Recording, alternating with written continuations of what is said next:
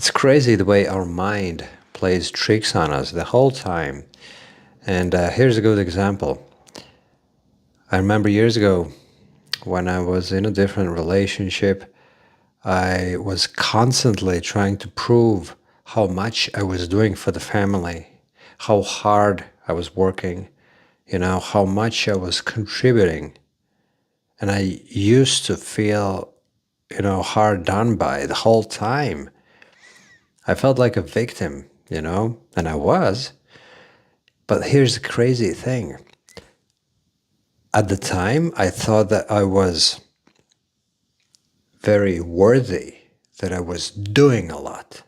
I was investing a lot in the relationship, in terms of the family finances. I was always emphasizing the fact that I was doing my best, that I just couldn't possibly do any better, that I was doing my utmost. And in my mind, that was a way I was explaining, my worthiness, my value to myself. At the time, I thought I was a very, valuable individual. And now, in retrospect, I realized that it was quite the opposite. What I thought at the time to be a value feeling was was in fact the feeling of not being worthy, of not being enough. How come? Well, the explanation is very simple. Only someone who feels not worthy is going to try and prove to the world all the time how worthy he or she is. If you are a truly valuable individual and you know your worth in here, you don't have to explain yourself to anyone. You don't have to prove it to the world. You just know it. And there's a huge difference. But your mind is playing the tricks on you. It tells you, kinda, that you are worthy.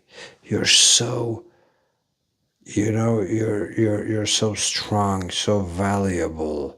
You are contributing and doing everything that you can. Therefore, you gotta be worthy.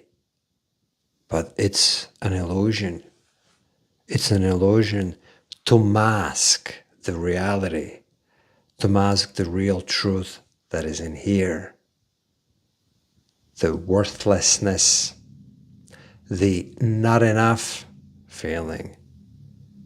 So that's the way our mind is trying to kind of maintain some kind of semblance in your life so that your ego doesn't crumble and fall apart. Because if you could always see the reality the way it is, it would literally become intolerable to exist. Therefore, we subconsciously spin up all these lies, these webs. And that's the matrix. We create the matrix for ourselves. Matter of fact, we did it as we were growing up, as small children, The environment that we grew up in created all of that. So it takes a lot of hard work in order to start really understanding and feeling what it is that's happening in here. And why am I constantly showing here? Well, because that's where typically all of these emotions reside. It's inside of you. Your body knows it. Your body is going through all of these emotional states, and they're the ones that determine your actions, your decisions, and your general, direction in life.